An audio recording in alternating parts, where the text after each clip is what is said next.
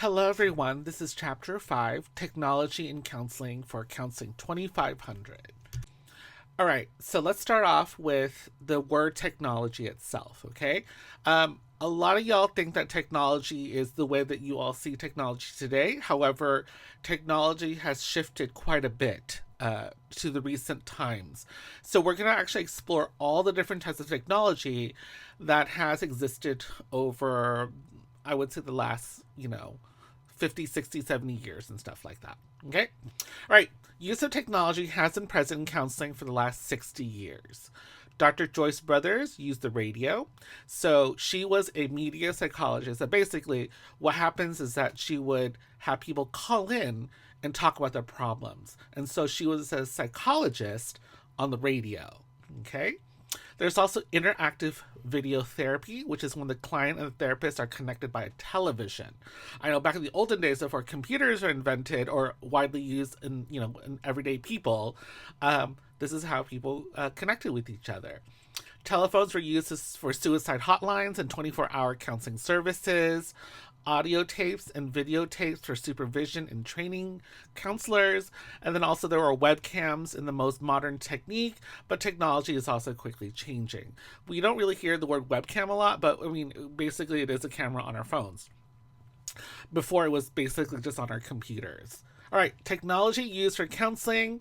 There is software to help with, like, let's say, report writing. We're not necessarily talking about ChatGPT, which is very new, but just just computer software like Microsoft Word or something like that, right? Or a specific software that was invented or created for a specific agency. There are Excel spreadsheets for recording data, client data, statistical analysis packages for analyzing client data. So there's software. You might have heard of a software called SPSS. That's a really well-known one that is about crunching lots of data. Although I'm going to probably say that ChatGPT probably is able to do something very similar now, and much more faster and easier to use, probably.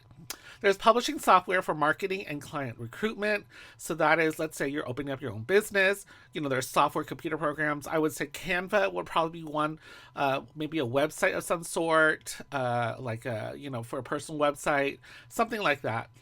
And then there's also software for assessing and assessing or assessments, which is basically surveys or questionnaires or a test itself, and then testing itself as well. So now let's talk about the internet. Remember, the internet has not existed for very long for the everyday person. It existed for military purposes before it became used in the public. So the internet, personal communication, consultation, supervision, referral, professional development, we're all using the internet. And how did we use it at the beginning? Mostly emails and listservs. Listserv is like basically like a group email. How you have group chats in your texts? Listservs were group email versions of that because we didn't have text messaging back then. Or were you able to group text? I don't think you were able to group text when cell phones first started to become mainstream. It was just one person to one person, I think. And we used to have to spend 5 to 10 cents for every text that we sent. All right. The internet was used for client information, professional informational websites. So that means is you did it for professional reasons or to get information. There was also advertising of the services, kind of like a newspaper, which we don't have anymore, or at least we don't use that as much anymore. Provisions for counseling services and marketing and much, much more. There was online counseling that started to become popular. Not as popular until after the pandemic, I would say, or during the pandemic. There's video counseling, cyber therapy, self-guided web-based interventions. So that is kind of like a self-help type thing. Email, text message, and then social networks, which is what I would say that the textbook has ended with, although again ChatGPT is like the newest thing that has not necessarily been mentioned as much and will probably be a huge game changer in the field of the internet. All right, technological age, unexpected questions are so these are things that people just don't know how to answer or sort of know how to answer, but we don't know because of how vast the problems can be. Are the guidelines? What are the rules? Competencies. if you have ever met therapists, some of them are really good with the computer and some of them are terrible because they didn't grow up using it or they're just not very comfortable using it. So we have a wide range of competencies as well. Ethics to regulate the usage. So again, what is considered right and wrong. Privacy protections for the client. So privacy wise, confidentiality, like let's say a laptop is used, maybe it's a shared laptop. So maybe a sibling or a parent might see it. So that becomes potentially an issue. All right, let's talk about online counseling or distance counseling. There's about 100 million Americans who have sought help for mental health information online. So we're not necessarily talking about therapy itself, but like think about WebMD, right? You have a certain type of stomach ache or whatever, you look it up, right? So this is what they're talking about here. And a lot of people do it now. They'll probably go to YouTube now, which is quite popular, and probably TikTok as well. Online counseling is one of the fastest growing health services on the internet because it's free, it's fast, so it is very, very attractive for the everyday person to use. Will probably not replace face-to-face. Typically, and I hope that you all get to experience this as if you continue working in this field, that you'll get to experience online and in person. And you'll see how much easier it is to do a lot of stuff face-to-face versus online. Obviously, there are people who might need help with, let's say, the computer and stuff like that, or need help, assistance because of a disability, let's say, right? They're going to say it's a little bit more convenient that way, which is totally true. To each their own, but the majority of the people who go into the helping field most likely will prefer face-to-face. But hey, we never know what's going to happen in the future. Initially, online counseling was through emails. So remember, this is a time period where we did not really have webcams, okay? We did not have cameras on our computers at all. This is just a computer.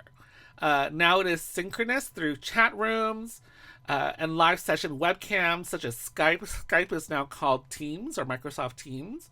There's iChat, which I don't think is actually active anymore. And then Zoom, which is probably one of the most popular, well-known ones now.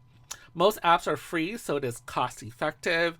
So that's another plus when it comes to it is, all this stuff is free. You don't have to mail anything anymore. Remember, we used to have to mail packages back and forth all the time. And now we can just send it through email, a message, or whatever, and it is free. Typically, paying for internet and stuff like that. All right, so let's talk a little bit about some definitions. Online counseling performs strictly with the use of computers via the internet, such as email, websites, chat rooms, and webcam.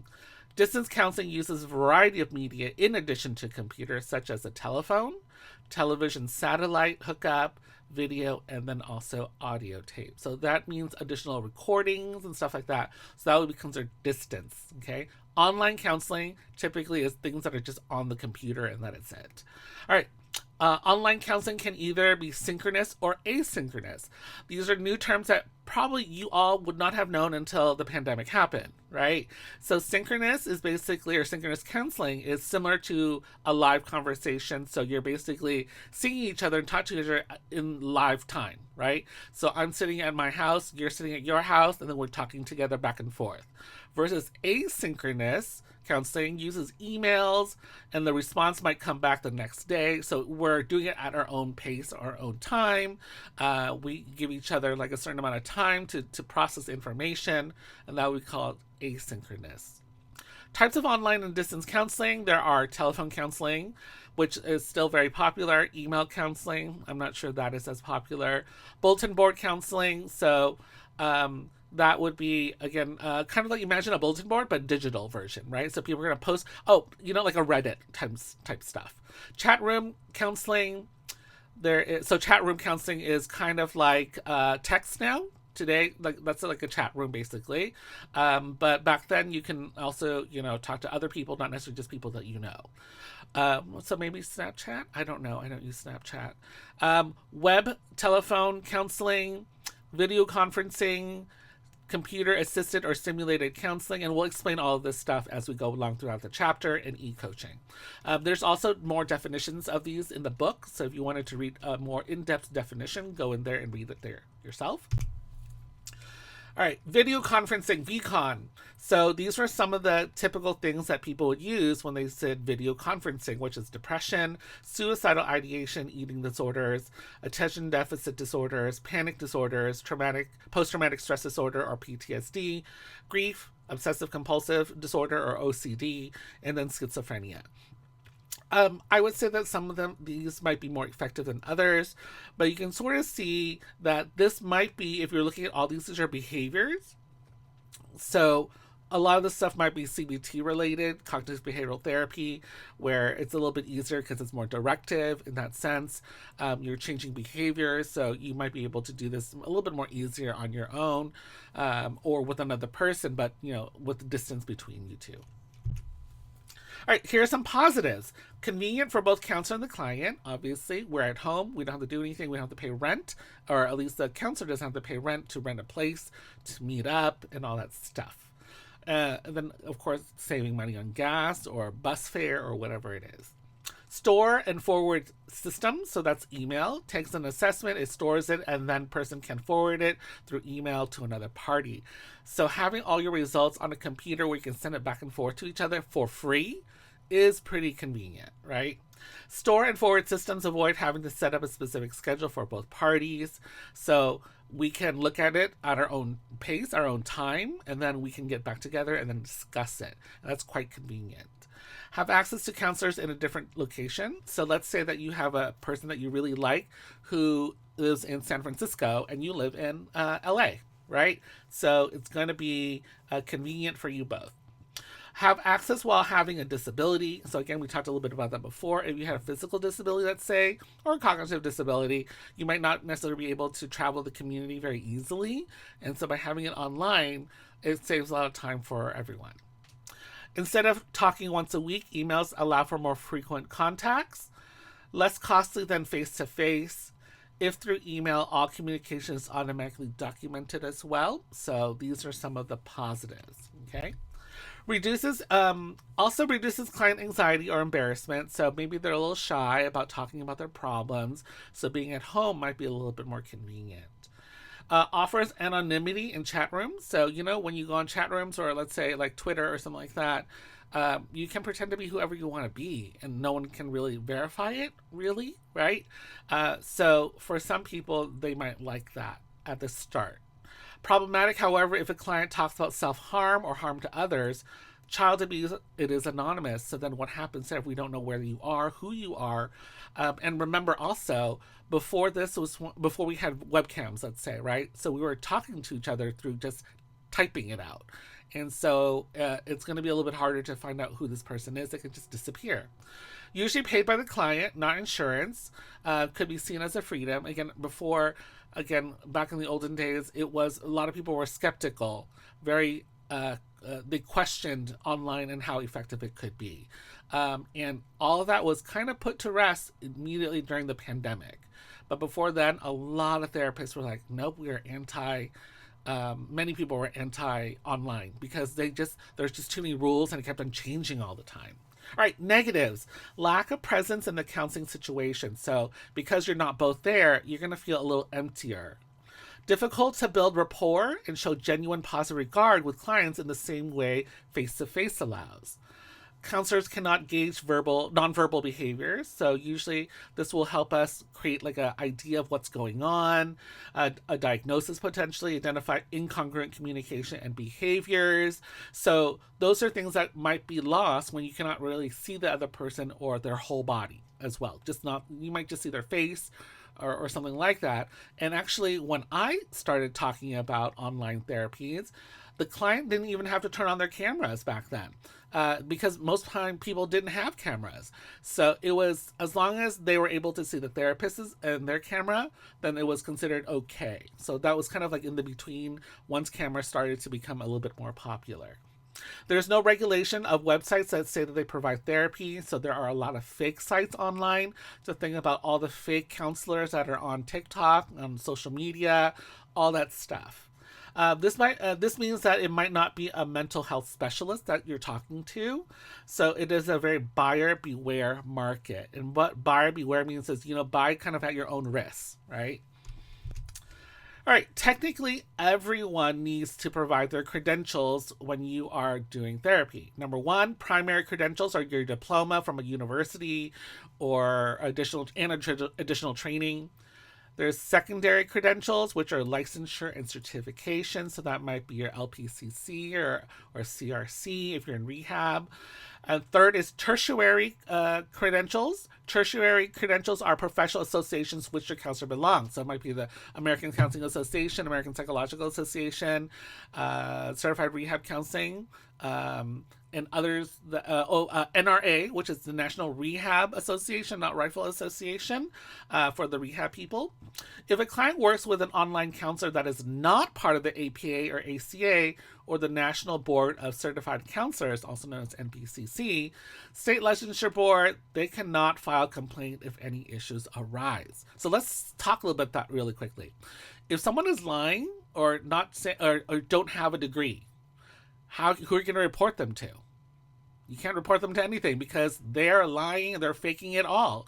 So you cannot report them to anyone to have them stop doing it, right? So that's what they're saying here is, which is why it's so important that when you receive services, you receive someone who is ethically trained, ethically competent, in this field, so that, everything will go well. But if it does not go well, and there might be some sort of danger or concern about that, you're able to report them. But if they have no degree at all, who are you going to call? Who are you going to sue? Who are you going to, report them to? No one, because nothing's going to happen. All right. Populations that are not good for online counseling typically are clients who are suicidal or have suicidal thoughts, clients who are experiencing a crisis, so that's like an emergency. Imagine a delay in response if it was asynchronous for a client in crisis and they need a response, but you're not there. So what happens then? Right? So typically when it's suicidal or crisis-based, it would be still in person. There's also ethical issues. Confidentiality is a major concern, and of course that is associated with HIPAA, which is basically trying to help you with your privacy, your medical records, and stuff like that. Virtual private networks, or VPNs, offer encryption on data. So that one is going to allow you to kind of not necessarily be where you are. It's about changing your location, basically. So a lot of people use it now for access to it if, let's say, the place where they are living does not allow it. Let's say, for example, you live in Australia and there is a ban on social media, right? They say that Australians, if you're under 16, I believe, you cannot use Snapchat. If you put out a VPN, it might say that you're coming from America. In America, you can still use let's say TikTok and Snapchat and all that stuff, right? So then you would be able to use it again, even though you're in Australia. A lot of times these were originally designed for work-related internet stuff because there's needs privacy and stuff like that. So you can move your VPN around in that sense, or location basically, so that you can do work. Okay, or at least that's one reason why. All right. Let's see. Help ensure confidentiality because it offers data protection, verification of data, and admittance control over the site. So typically with the VPN also at work, they can, if you have a problem, they can just take over your computer from where they are and actually fix things if they needed to. How can a client be sure that the person on the other end of the phone is actually the counselor? Again, that's a risk, right? So, but now that we have cameras and all that stuff, it's a lot more easier to confirm all this stuff. The National Board of Certified Counselors, NBCC, says that the counselors must have all the links necessary for a client to ascertain the counselor certification and or licensure. So typically a lot of this is on the honesty policy, right?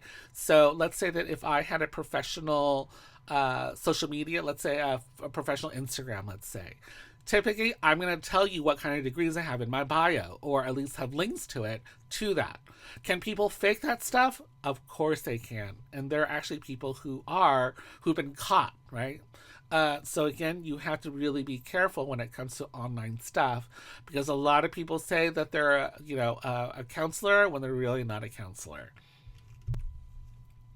If the client and the counselor are in two different states, what happens then, right? So let's say, for example, your client says something where they're abusing their elderly parents, right? The client state maybe does not require a report, and then the counselor state does require a report. So what happens there? So it really does depend. Unfortunately, the sad thing is that a lot of these companies are created by business people. So they do not know the ethics behind counseling. They don't care, right? Or they didn't know, so whatever. So then it becomes the obligation of everyone else to make sure that this is actually legal to do. Okay? Just like face to face counseling, clients must sign an informed consent. So now we're moving over to a different aspect of technology, which is computer assisted counseling. Utilizes computer software to provide assessments. So that means, like, let's say taking an online exam or test, some sort of assessment. Intervention, so techniques that you would use via the computer, and specific counseling techniques to clients. Software packages are information on depression and anxiety can be delivered all online. Before it was, pretty much in books and stuff like that we would have to mail back and forth to each other. There's also computerized virtual reality systems, VRs. I'm sure you've heard of virtual reality. So, and those are things that can help you with systematic desensitization. That's very CBT, which is cognitive behavioral therapy, or behavioral therapy as well, where you are trying to, let's say, if you have a phobia, right? Let's say you're afraid of snakes, right? You can put on virtual reality goggles, right? And maybe there's a computer game where like snakes fly at you and then you have to bat them and fight them and stuff, right?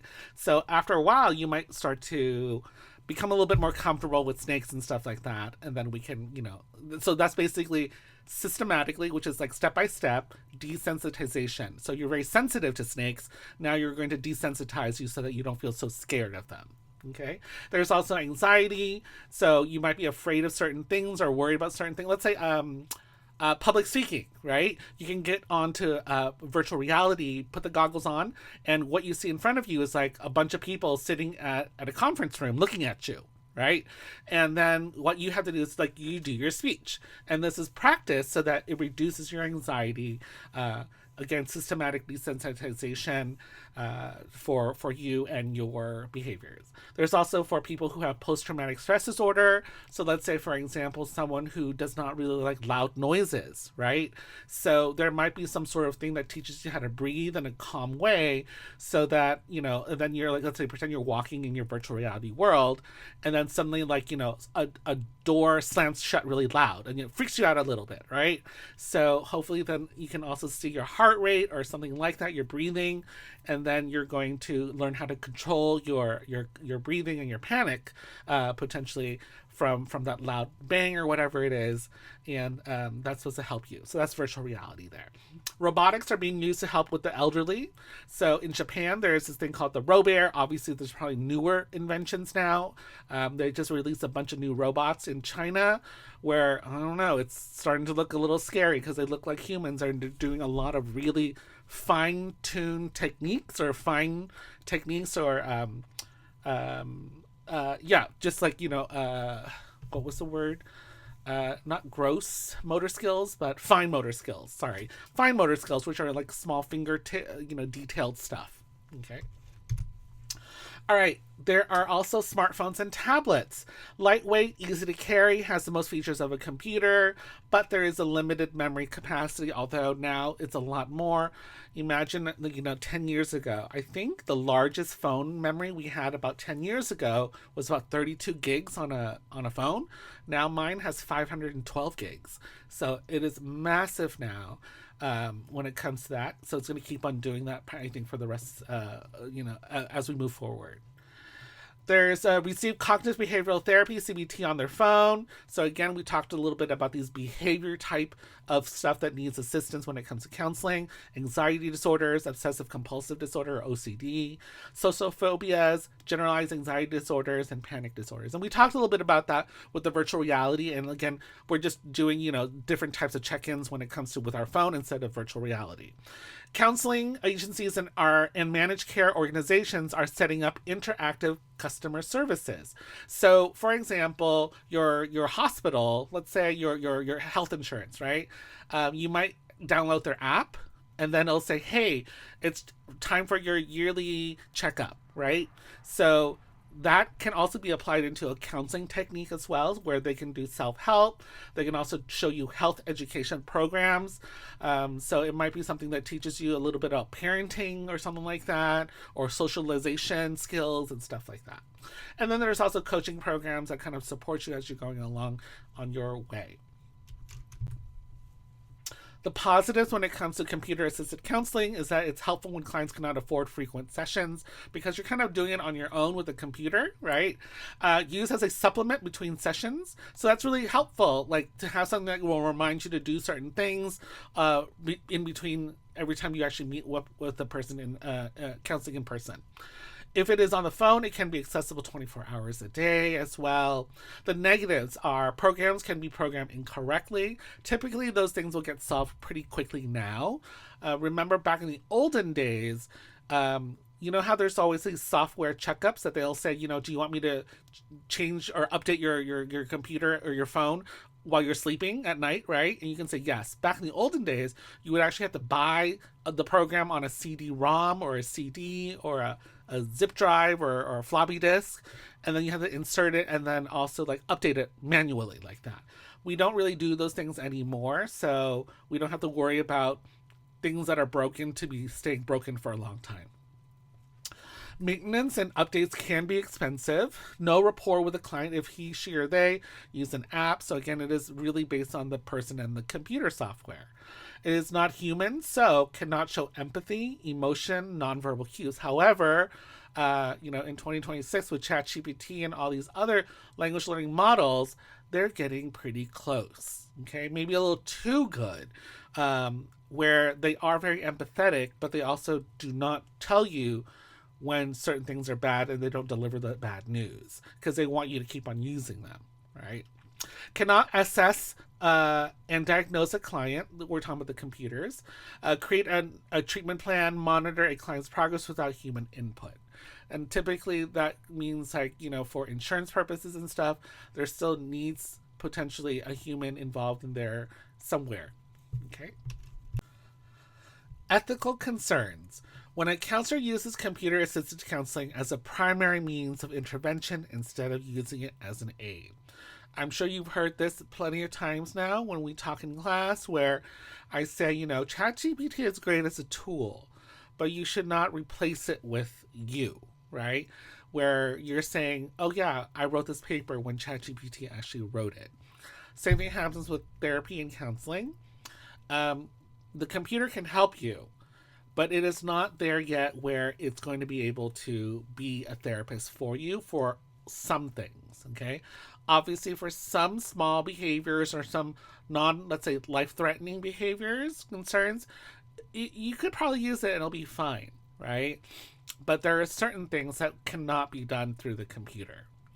If there's depression or severe anxiety, counselors need to assess and monitor for suicidal ideation, and that's an example. And computers and the way that they're programmed right now is just not going to work. All right, technology and assessment and diagnosis. And now we're talking about technology being used when you're giving tests and stuff like that. Assessment is the accumulation of knowledge about a person from a variety of sources for purposes of providing some kind of intervention, diagnosis, or treatment. So that could be your GPA, your college records, let's say your grades. That could be one type of assessment. It might be an interview, it might be an intake, but it also could be a survey, a questionnaire that you complete. So there are web-based assessments for psychological evaluation now. There's psychotherapeutic diagnostics, client self-exploration, and then outcome assessment. So the first two are really, about, finding out what's going on diagnostically, right? But once you do, so let's find out more information, and that will be the client self-exploration. You're going to explore, learn a little bit more about yourself through the computer and stuff like that. And then the outcome assessments might be, here are some of the things that you can look further into, or consider as your next steps. IQ, aptitude, level of emotional intelligence, clients' attitudes, personality characteristics, all things that can be used online to be able to determine what your scores are. Routine outcome monitoring, or ROM. Basically, what this is doing is that you're going to use technology to keep track of what's going on with you, right? Think about like a Fitbit, right? But this is for your psychology or your counseling. So you're going to client progress monitor. So let's say you are trying to break a habit. You're going to enter in every time there's a trigger around you or something like that. How are you feeling? What are your moods? Checking in that way so that there's a record of everyday progress and or everyday behavior changes. Identify the severity of the client's concerns at intake. So obviously we're going to learn who you are, where you are at the moment when we first start, and then you're going to monitor the increase or decrease of symptoms over the course of therapy. So now that we have the baseline, which is what they're talking about when it comes to the intake, which is like, where are you before therapy, right? And then as you're getting the therapy done, you're changing behaviors. You can measure, are the symptomologies going up or down, increasing or decreasing? Your behaviors are, your thoughts, in your head, are they increasing, are they decreasing? Periodic times follows during the follow-up with the client for outcome assessment. So obviously as you go along, you might meet up with your therapist on a monthly basis, let's say, just to check up to see what's going on. Is it really working or not? Maybe you need more structure where you need to be with the therapist more than an online type of program. Again, it really does depend on every specific person. All right, let's talk about test interpretation and scoring software. Scoring and provides a narrative assessment. So let's say that you take an online quiz or an online assessment. It will immediately give you a narrative, which is basically your results. That's just a fancy way of saying your results. It will reveal your personality traits for certain types of testing, and then also potentially some neuropsychological problems. So maybe the test will allow us to understand that there are certain things in your head that are not necessarily functioning the way that you would want it to. Okay, so we'll potentially be able to develop a diagnostic for that. Now let's talk about databases. So this is the first one we're going to talk about, is the Dangerous Assessment Database, which is an assessment of a sort with a database that helps experts in deciding whether or not to release a potentially dangerous psychiatric patient. Did you know there was a test to do that? Statistical information that is used to predict the likelihood that a released psychiatric patient would be a danger to society. Okay, so there's about 1,000 input questions about family background, about childhood behavior, and responses to therapy. So with those things and that 1,000 questions in there, it's supposed to analyze and let you know whether or not this person should be released or not, right? That's kind of interesting, don't you think?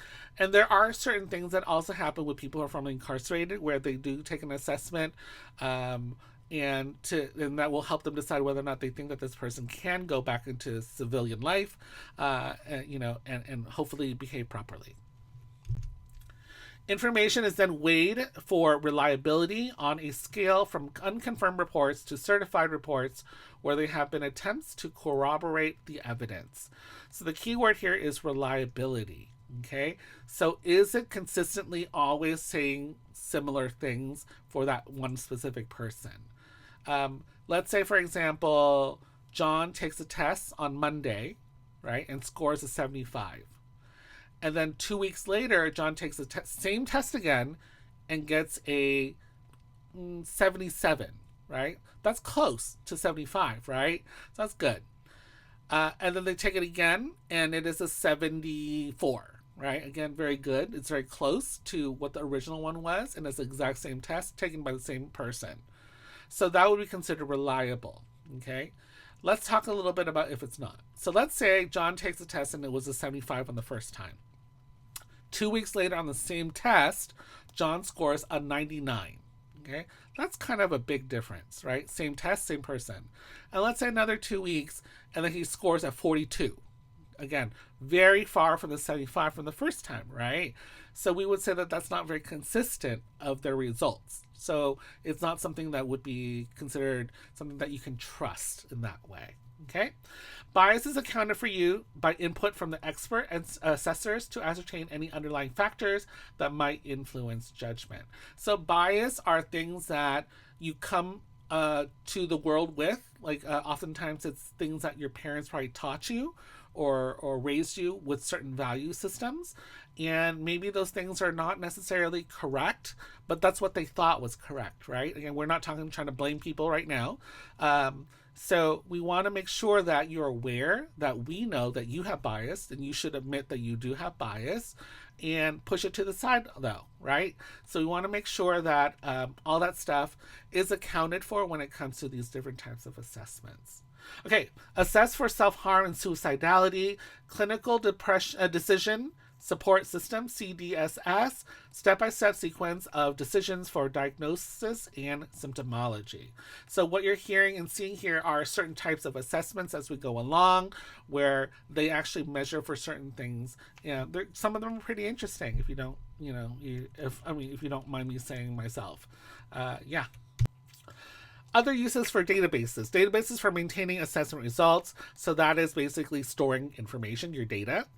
Mainframe statistical packages for recording and analyzing information. So those are statistics type software.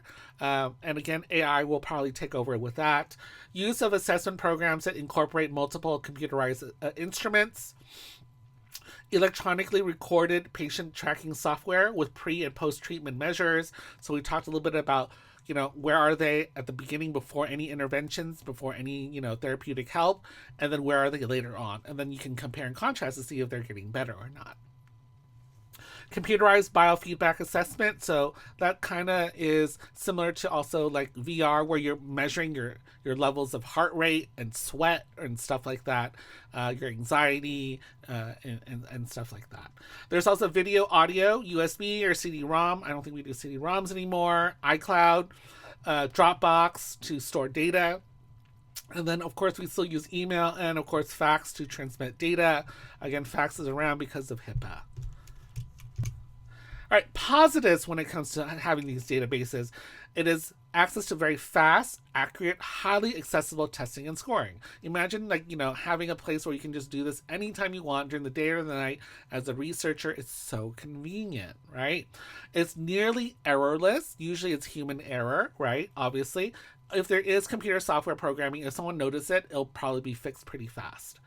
Data are accessible as soon as the respondent finishes the assessment. So again, if you take a test online, you'll probably get to know the results immediately.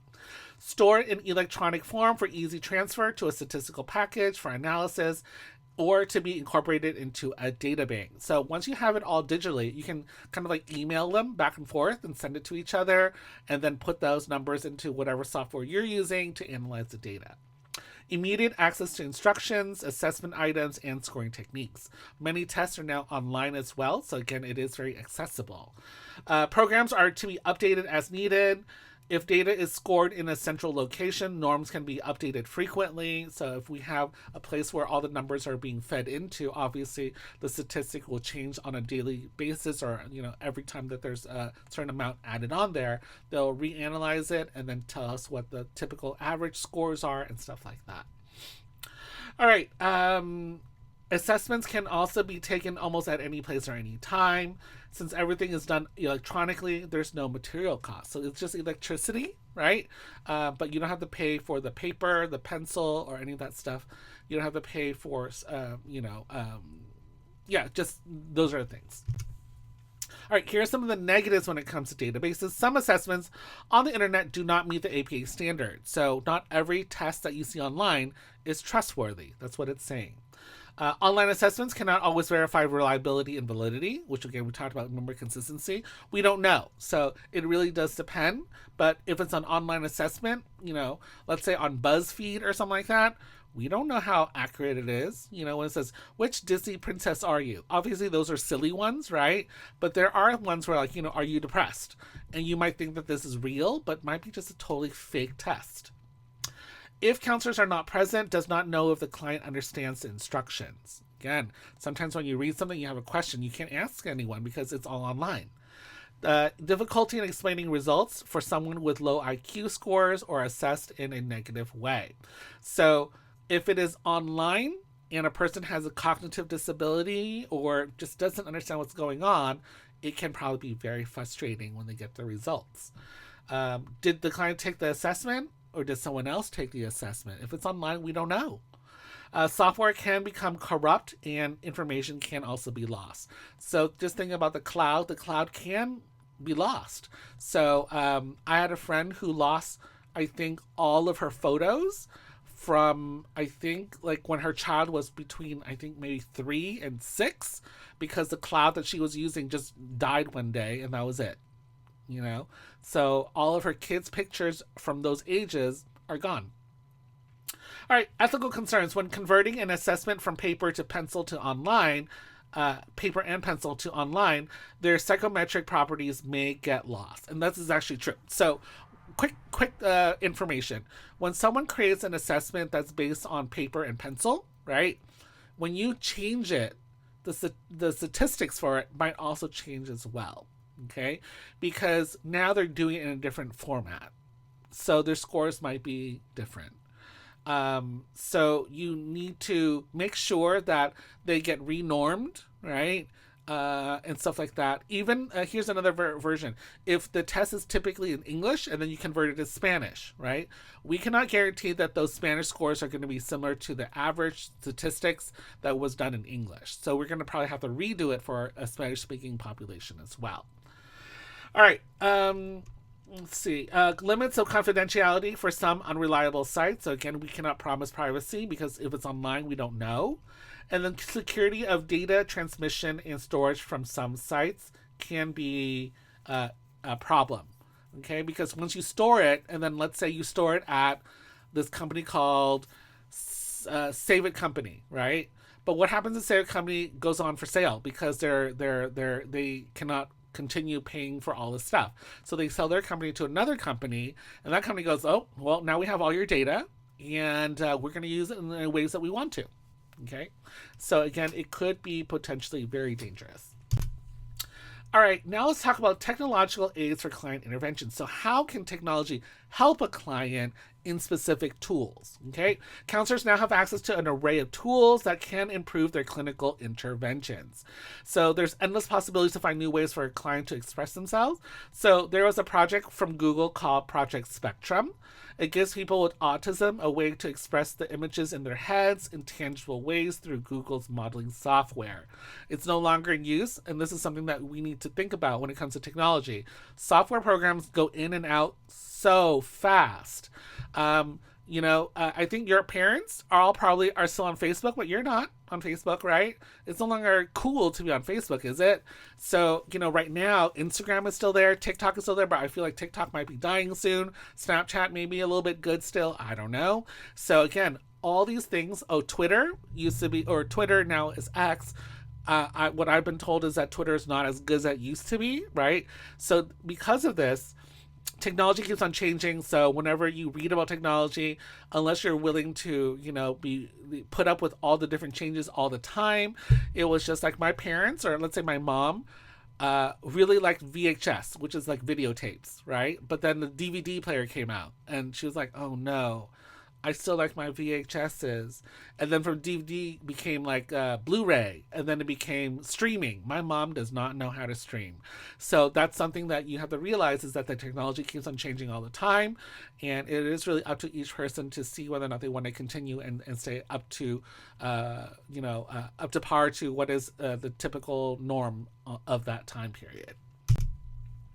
All right. Expressive arts therapy with smartphones and tablets, making videos to tell stories. So now we use different types of software. I believe the iPad has a bunch of really creative stuff on there.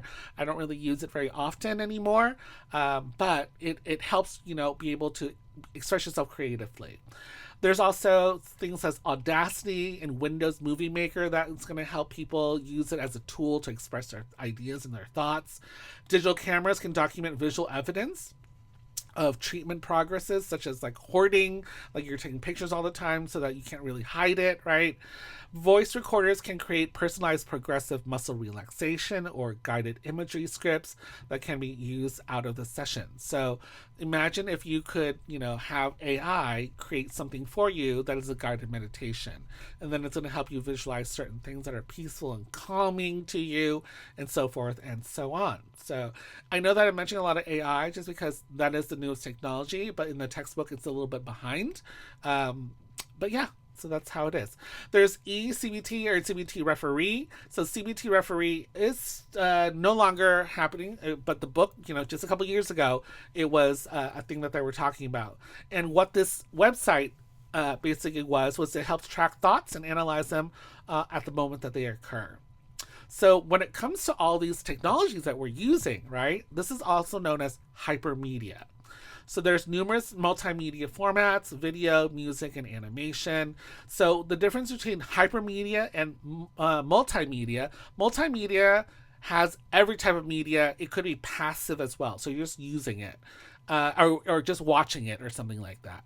Hypermedia usually are things like on the computer that you need to press and you need to, type in certain things. So it's very interactive, which is the hyper part, right? So hypermedia is more interactive computer software versus multimedia means a bunch of different things all used at one time. So some of it could be technology, and then some of it could be like old school technology. Okay.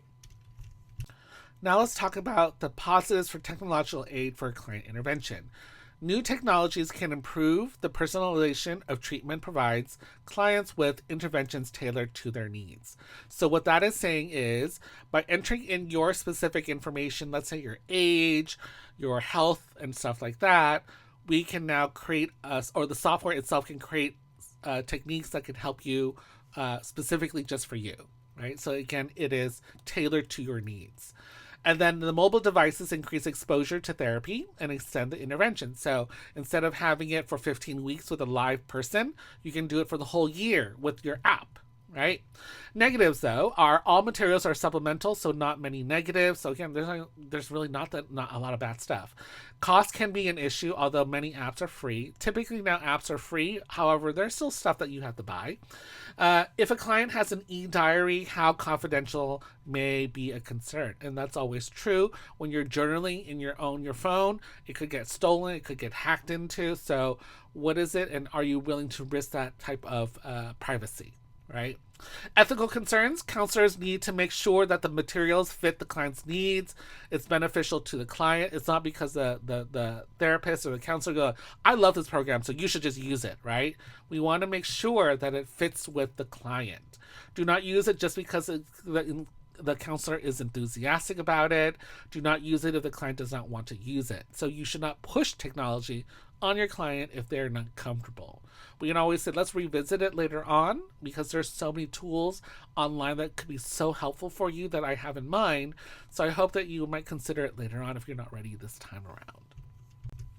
All right. Technologically based resources for counselors and clients. So now technology as a place where you can get information. Okay, so electronic databases and journals, so it's basically a library, right? So online, I'm sure you've done some research and found some articles and stuff like that. That's what we're talking about right now. The online journal database, for example, is PsycInfo, which is one that we use when we do our research. Free or for a cost. If you're a student, typically it's in your tuition already. Membership usually allows access to the organization's database. So this is why it's so important for you as students to use the database, because you're paying for it. And once you leave, you no longer have access to this stuff. Can be saved and used for research or education. Yeah, once you do your downloads or your research, you can do your downloads and then keep those articles to read. Access the latest information on nearly any counseling topic. So there is a website called Counseling Today magazine, and this is the website, so you can go there and start reading more if you are interested. You might have to be a member of the ACA, but yeah. All right, current issues and questions in the field of counseling is another way for you to, for this specific field that we're talking about now, where we're using it as a resource, right? Is you can now go read articles about what is trending right now. A lot of this stuff is focusing on homelessness or people who are unhoused. Also, people who are formerly incarcerated are also known as system impacted. How do we help those populations? There's also social networks for counselors. So basically kind of like a LinkedIn or a Facebook, but specifically for counselors. Online allows the professions to connect with one another. Blogs are now being designed to build an online network. Blogs or Substacks, which is what they're called now, are basically websites that connect each other. You're going to talk about the ideas that you have back and forth and stuff like that. Kind of like a Reddit as well. Therapy networking is another one. Share experiences and opinions as counselors on that site. There's also case management technology, scheduling appointments with full slate software. There's also Doodle. Is it called Doodle? Yeah, I think it's called Doodle. And then there's other ones ones as well, Calendly and stuff like that. Managing electronic health records with an e-record system, care paths, might be a place for you to be able to do that. Again, it could be, and it should be HIPAA compliant and all of that good stuff that protects people's privacy. All right, let's talk about technology-based resources for clients. There's psychoeducational websites and directories. So let's say that the client wants to do it on their own, or a majority of the stuff on their own. This is where we're talking about now. There are web pages that provide information to clients about mental health in a relatively static manner. Static is just a fancy way of saying kind of a still, it doesn't change all the time. These are typical, let's say, characteristics of anxiety. These are all the typical characteristics of depression. So these are stuff that you can pretty much trust when these websites are produced. There's Psych Central. There's also the National Institute of Mental Health, NIM.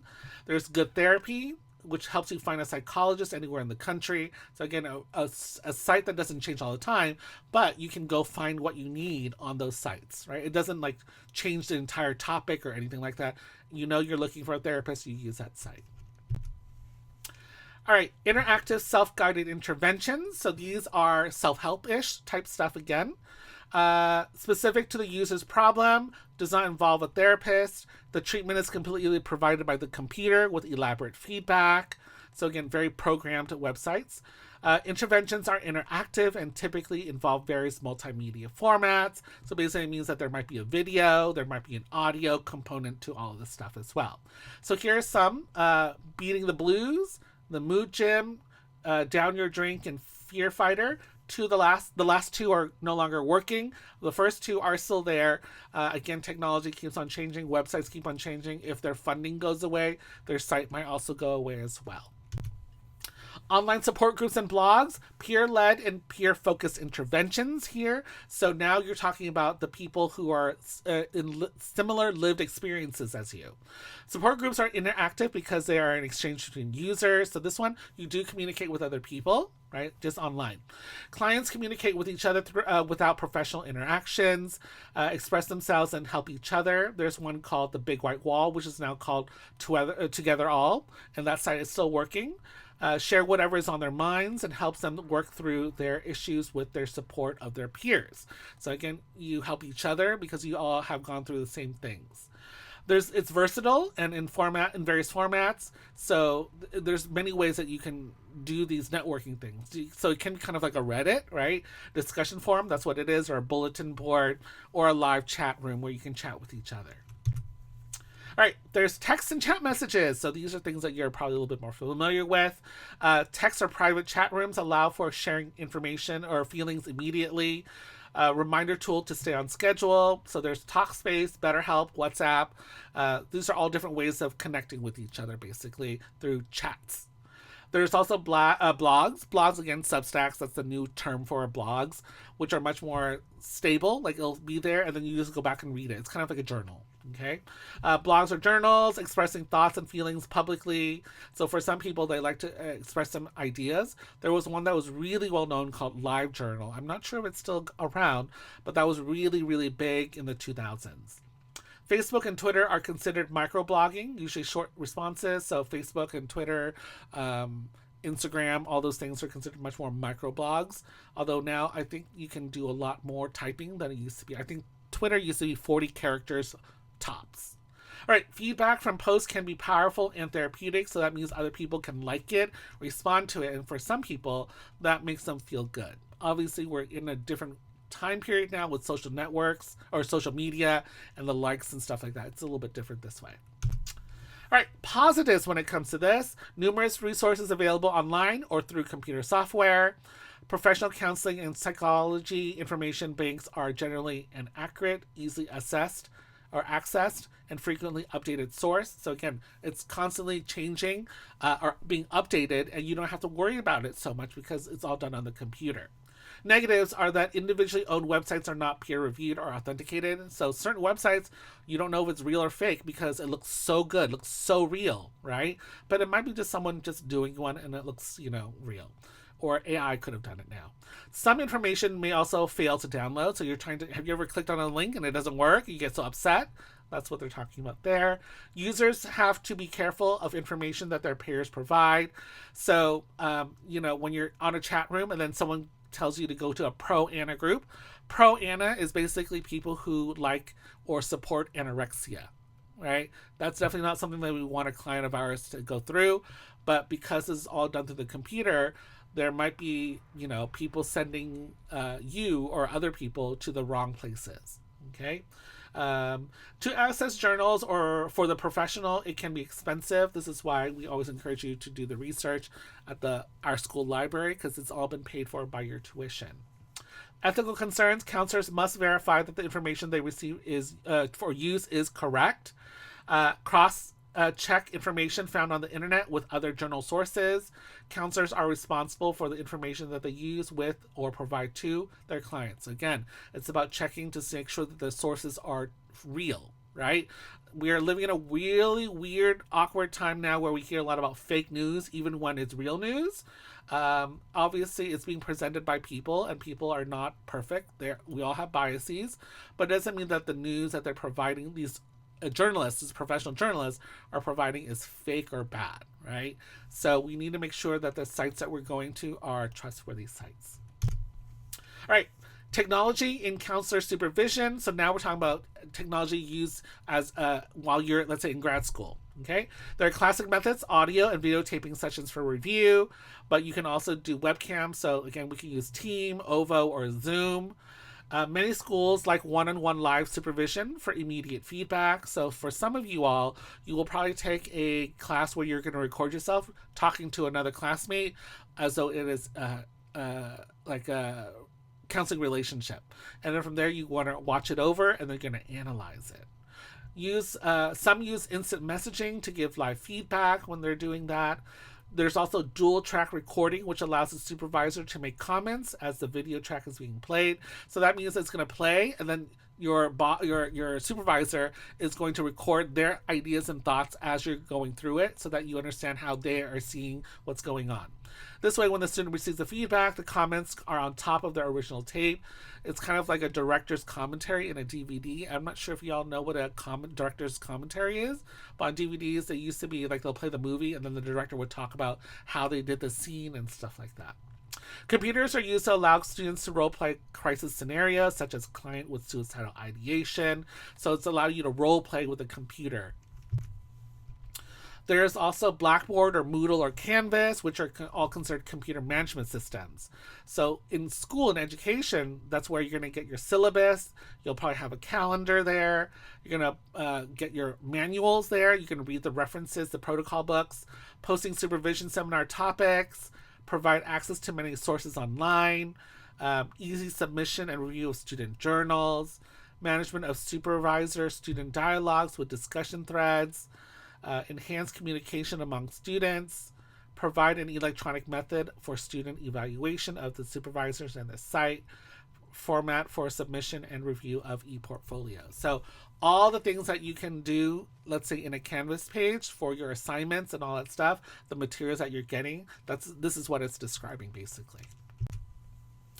All right, positives when it comes to all of this, when you're talking about learning and supervision. Supervisor and supervisee do not have to be in the same geographic location. Videotaping allows for accurate review of client-counselor interactions, allows for reflection of the student counselor, multiple formats for institutions as well, so there's different ways that you can submit. The negatives is there may be times when the student needs the supervisor immediately. The equipment can fail during a recording. Computer viruses can corrupt computers and compromise hard drives. DVDs can be misplaced, so there'll be a confidentiality issue. Obviously, we don't do DVDs anymore, but maybe we still do in some of the classrooms for recording. Ethical concerns when it comes to this. Students and supervisors need to be extremely careful when communicating through email or the internet, because hackers can get into email accounts. Client identification must not be revealed, so there's going to be precautions that you have to take. The information contained in this email message may be privileged, confidential, and protected from disclosure. If you are not the intended recipient, any dissemination, distribution, or copying is strictly prohibited.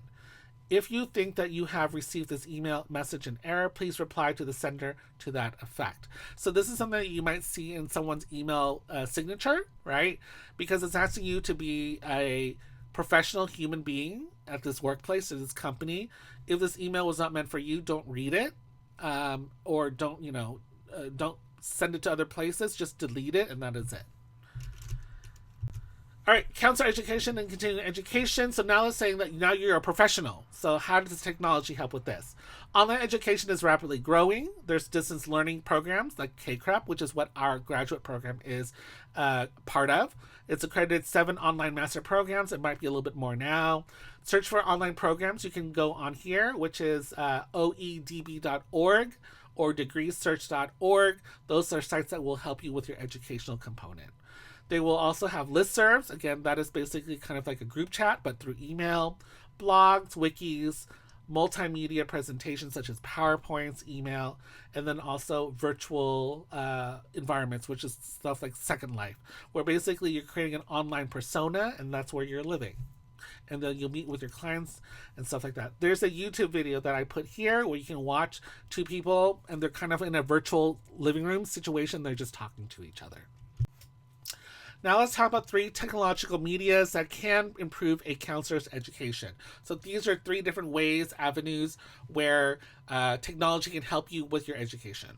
Computer-based simulation. So basically that is when a student is confronted with a real-life situation where he, she, or they have to demonstrate the appropriate use of therapeutic skills. So maybe you're practicing your paraphrasing, your summarization, your reflection of feeling. And so the software will say, hi, my name is Michael and I'm feeling bad today, right? And then you have a conversation with them and you can practice that way. 2, synchronous electronic learning, which is a live, real-time, interactive class led by an instructor. So again, class is basically online on Zoom. I'm lecturing and talking to y'all, and then you respond back. Then there's asynchronous learning, which is self-paced learning process in which students access materials online whenever they are and then whenever they want. So again, typically with that, it's about three to a week for you to have the information, and then you're going to read through it, and then you're going to learn on your own, basically. Hybrid courses are online component with a traditional course. So hybrid classes, obviously, that we're in one right now, where part of it is we're meeting in person or synchronously online, and then the other part will be you doing your work on your own. All right. Psych therapy is an online resource that provides video demonstration works with clinicians and individuals, couples, and families. So again, really great website that way. NBCC provides access to credits for continuing education units. So remember, once you have licensure or accreditation, certification, you might have to continue to show proof that you're learning and learning what the newest things are. So that's what a continuing education unit is. So these are websites where you can learn or find out how to earn CEUs. You can listen to podcasts and then answer questions. This podcast has now been archived, which basically means that they're no longer doing this specific podcast, probably because they're run out of funding for it. But you can go there and listen to the old ones that they've recorded and that they have stored there. Okay. And of course, podcasts were not popular when maybe even 10 years ago, but is very, very popular today. Okay, let's talk about the positives when it comes to counselor education and continuing education. There's asynchronous instruction, which is really convenient to complete assignments, flexibility in work and school schedule, inability to travel for continuing education units is not an issue anymore. Before, you had to go to conferences and it was really expensive. Now you can do online stuff and then submit those continuing education units or CEUs. The negatives: internet servers can go down, then you can't use it. Computer viruses will happen. Not everyone is a computer literate, so they might not necessarily be able to use it as well as you do. Students need to have access to a modern computer and the appropriate software. Lack of face-to-face communication may hinder some student learning. So again, we have to realize that not everyone loves technology or uses it as easily as other people. Ethical concerns would be students need to make sure that there's legitimate licensing and credentialing board. So wherever you're going to, let's say, do an online school, you need to make sure that they're actually accredited by a trustworthy site, right? Because let's say you graduate from the program and you have no accreditation or no specific type of degree that shows that you were properly trained with the minimum standards, then people might not necessarily hire you. Okay, so you definitely need a school that has a reputation, has credentialing, or is accredited, and stuff like that. CEUs need to specify for what groups: social workers, psychologists, and counselors. So again, once you have the degree and your licensure certification, they will typically tell you how you can get those CEUs. That's it. Bye.